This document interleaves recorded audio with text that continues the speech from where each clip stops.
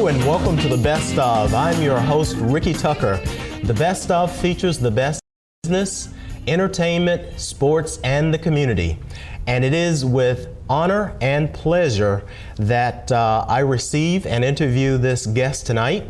We're going to talk about basketball, the business of basketball, what life does, what basketball does for us as we're living life.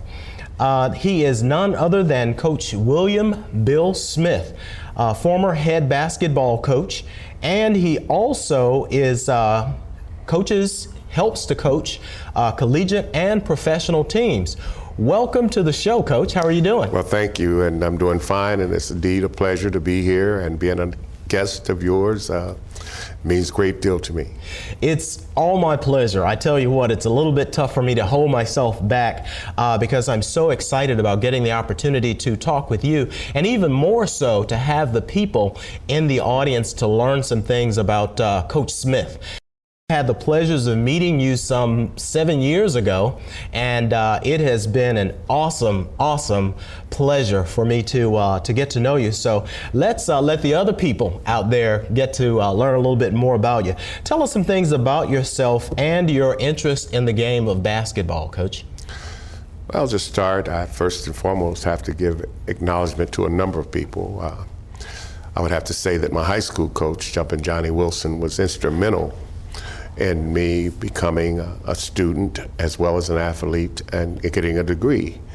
And I owe quite a bit to him as I moved on and got involved in coaching and worked under Oscar Robinson and his camps in Indianapolis at the Coliseum in the 70s, early 70s. That too was a mentorship that I learned a great deal from. And I would be remiss not to mention Phil Dawkins, and I don't want to name all the people or miss any of the people, but those three individuals, along with Nat Johnson, were just tremendous in my life and helping me prepare to become what I ended up becoming. Okay, great. So tell us, how long have you actually been involved with basketball, and how long have you been coaching? Well, basketball has been from the very beginning, say junior high or maybe 5th or 6th grade until current, and still involved somewhat professionally as a consultant for various collegiate and professional teams. I would say the majority of 50 some odd years, and I don't want to date myself. Yeah. I just had a birthday just the other week. But it's been a beautiful lifestyle. It's done so much for not just an individual person, but when you think about basketball, I would have to say that it's about being involved, basically heart, mind, and soul, and it's being involved philosophically from the standpoint of trying to figure out how to facilitate the best and most positive things that can be developed. And when I say that, and trying to ready young men, especially student athletes at the high school level, collegiate level, and then professionals, it's so important that you have a philosophy of mine, probably similar to many, but I call it situational appropriateness. Right.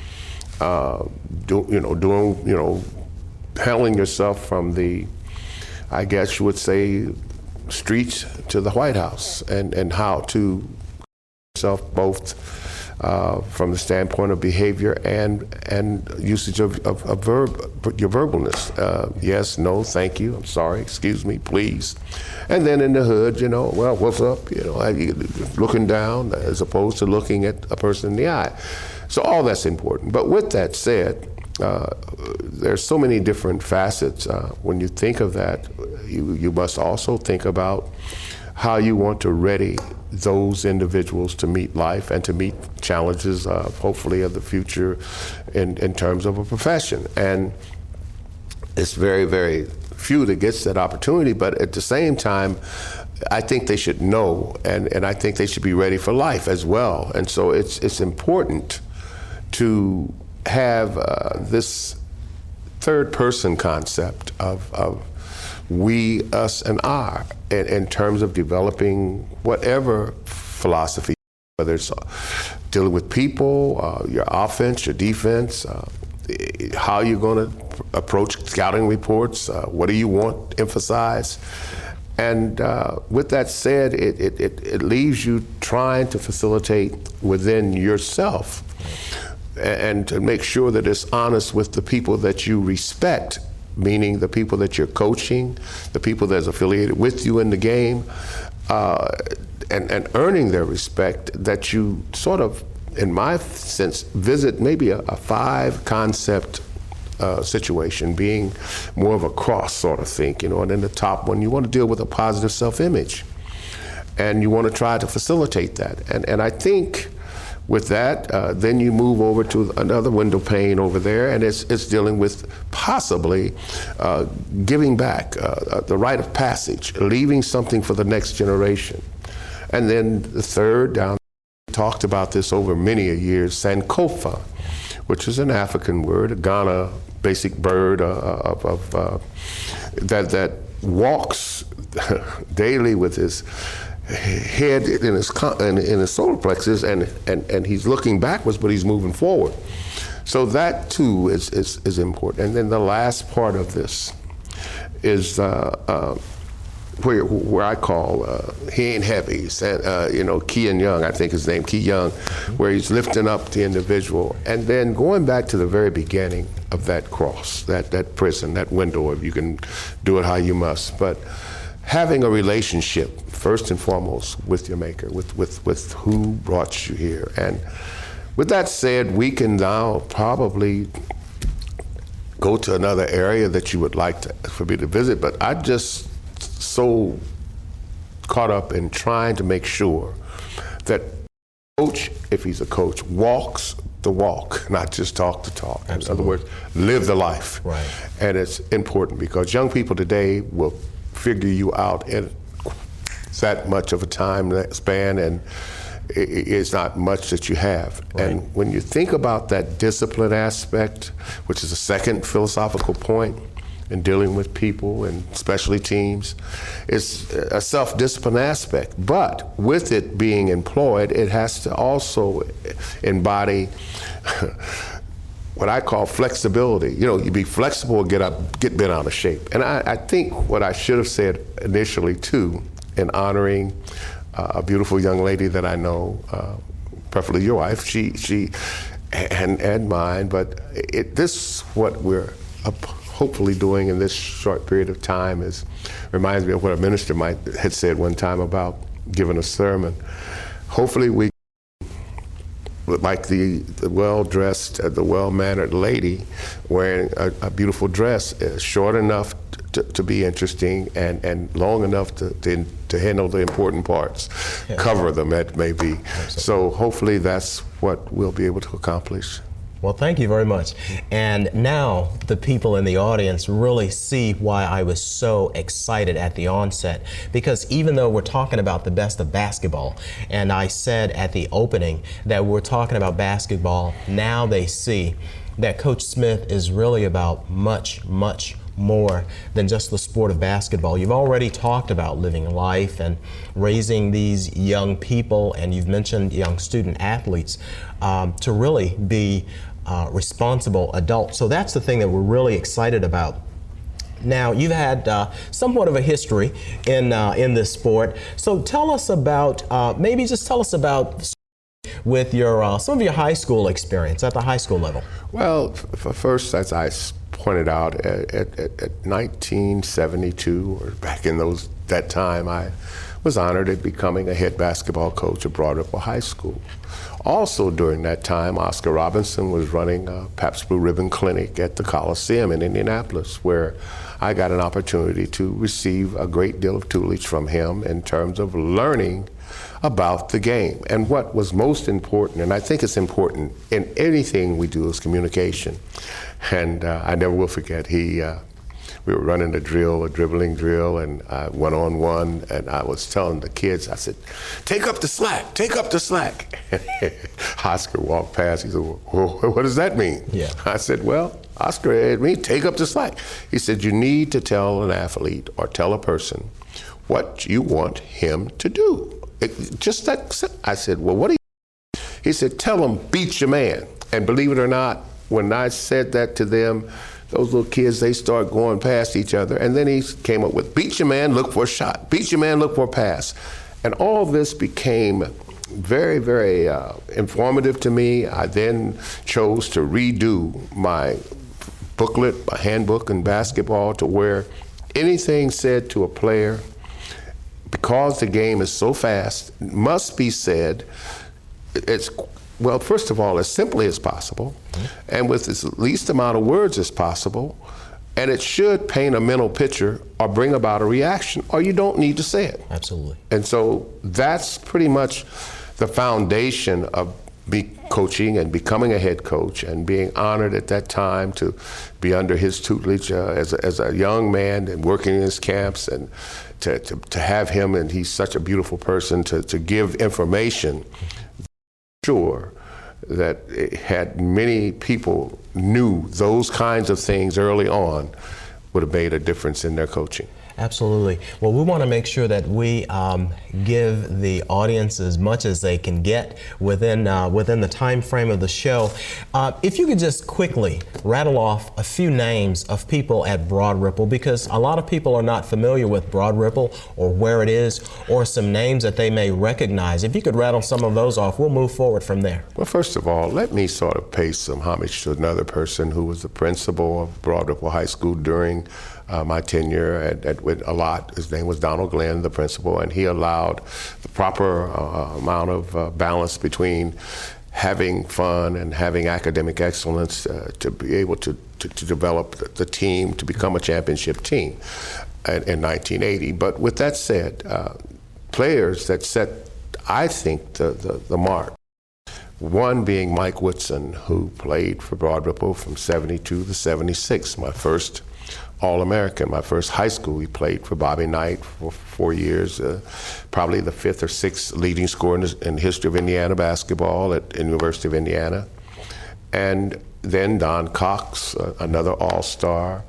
From there was a kid by the name of Mark Lenore, and Jeff Robinson, and then recently a young man by the name of George Hill. But then there were others who were tremendous athletes, most valuable players, but student athletes that became professional football players. One that was on our state championship team, which was quite renowned, Stacy Toran, who played for Notre Dame, who played for the Oakland Raiders, and then Roosevelt Colvin, another who played for Purdue, outstanding athlete, and 3, I think, world championships and National Football League. So and then there's some others that are doctors and lawyers and engineers that I just tell you, it's been a blessing to have those kind of young men affect my life. In other words, I tell them, and I mean this, they've touched me and I've grown. Awesome. And that's the whole essence of the we, the our, and the us. Awesome.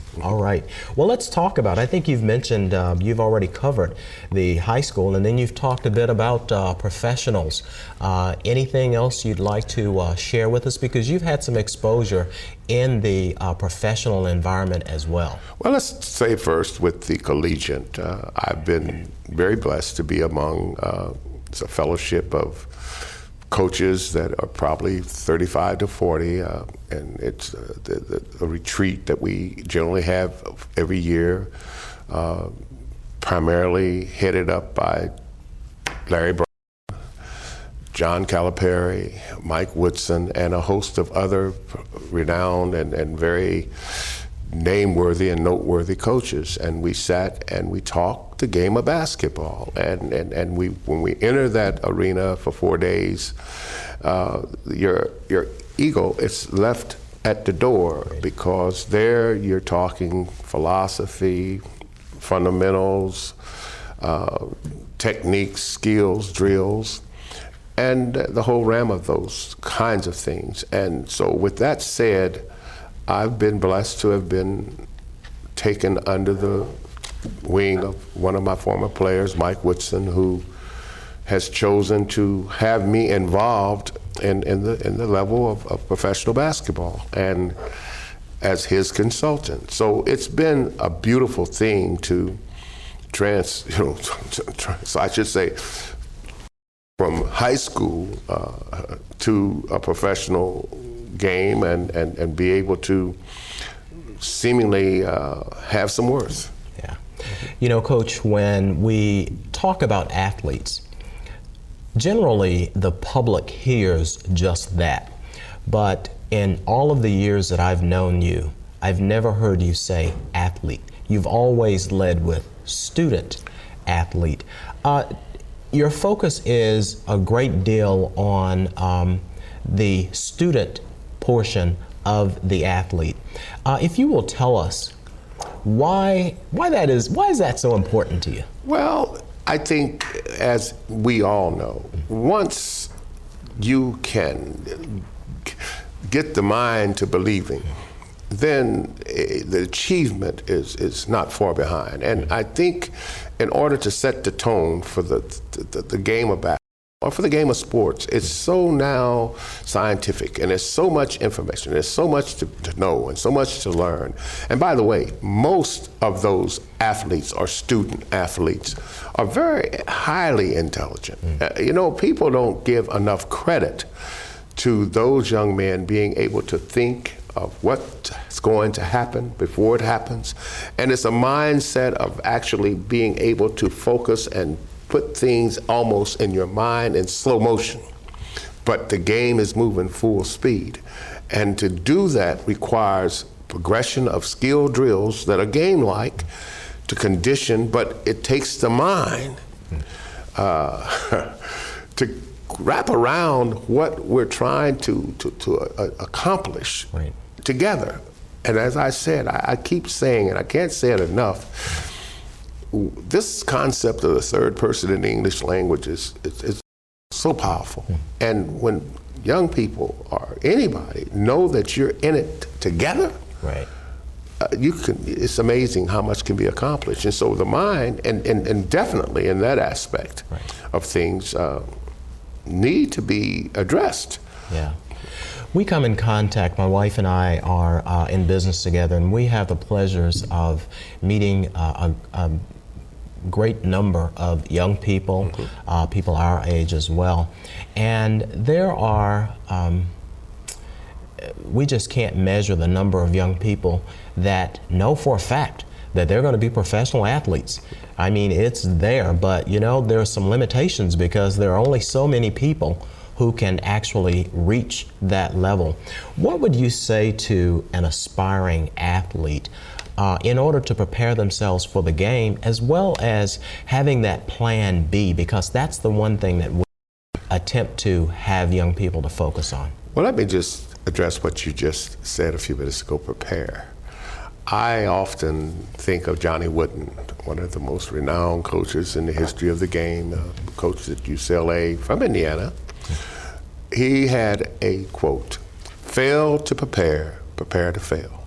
So the preparation of getting ready with progression of skills, honest and open evaluation of what you are doing or what you think you're doing, and then having people around you that's interested in promoting the proper skill drills in reference to your profession or your chosen profession is so important. The training, and that too, along with the preparation.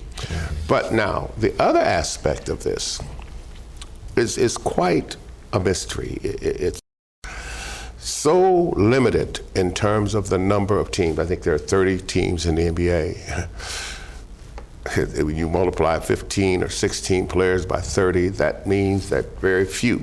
Absolutely. So there needs to be, I call it, to reach for the stars, but also set your secondary goal to get some stardust.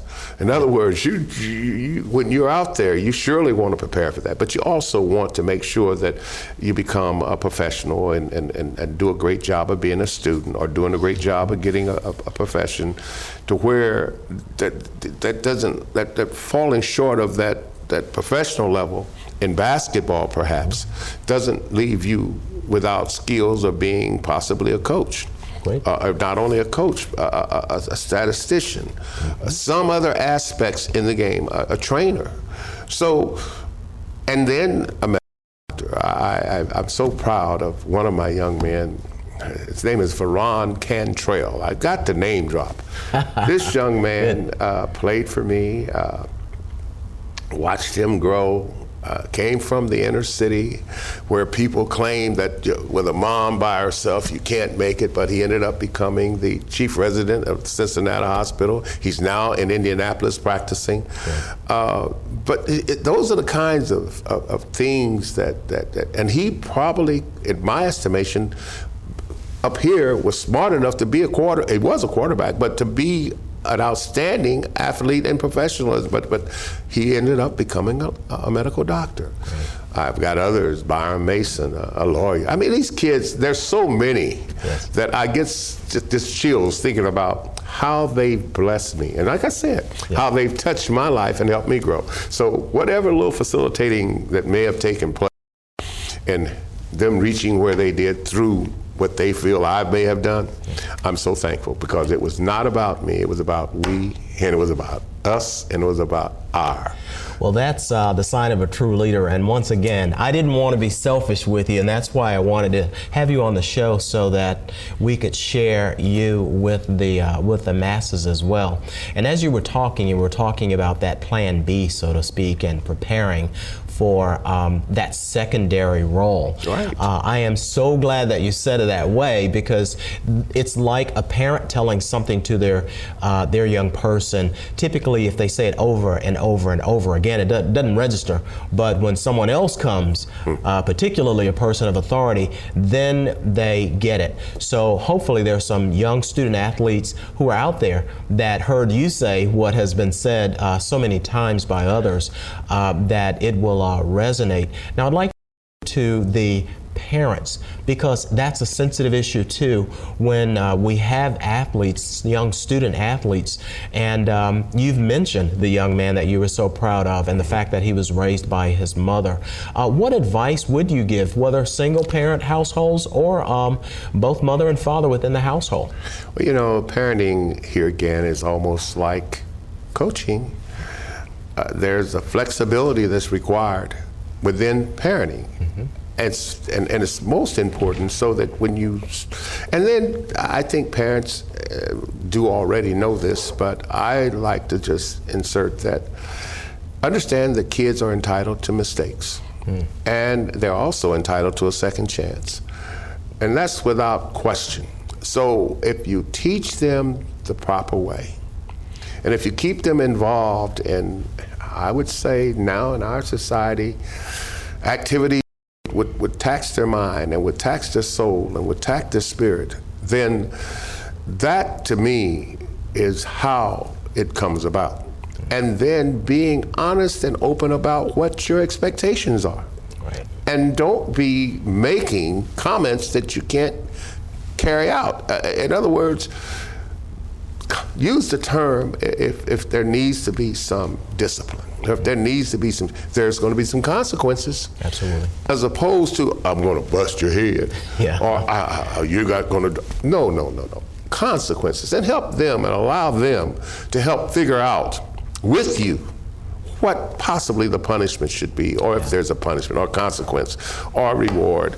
And talk to them and let them and listen to them. Yeah. Please listen to them. Absolutely. Because I tell you, they're pretty smart, and they know the truth. And and I hate this, but I don't know if I could handle it if I grew up today in society, being an informational society such as we have, being exposed to so many things, and yet still having to maintain your identity. Yeah.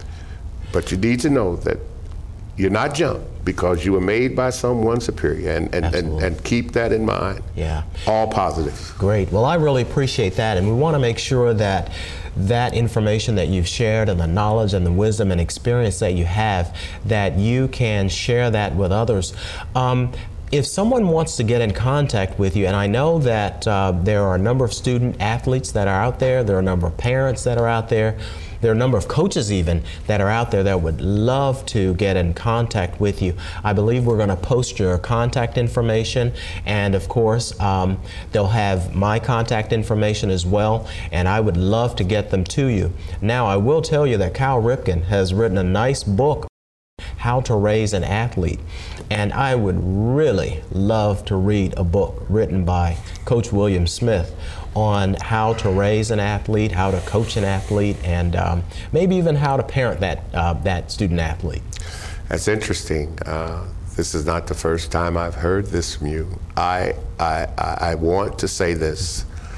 It would be interesting and it would be a pleasure to write that book in connections with us putting our sources together and doing it together. I have, and again, you must understand, it's not about I, my, and me. And I mean that. It's in every aspect of what I try or want to do, and I said I, but it's not that. It's the small I, yes. But it's the big we, and it's the big I, and it's the big us. So if that's something that you're interested in, we'll pursue it. Let's get busy. Okay. Okay, sounds real good. Well, the one thing that we do want to do, once again, is to acknowledge you. I appreciate you for all that you are, all that you have been, and I realize that the best is yet to come. We'd like to thank you, thank your beautiful wife, Ms. Lil Smith, for making it possible for you to come out and invest this time that you have, so that our viewing audience can share you, and hopefully we'll be hearing some things from some individuals. We would love to have you to go out and work with and help some other young people, some parents, and some coaches. And once again, ladies and gentlemen, we would like to let you know that this has been Coach William Bill Smith, former head men's basketball coach, and he's also a consultant for colleges and for professional teams. It has been a pleasure. And the name of the show, obviously, is The Best Of, and it has been a distinct pleasure to have the best in basketball.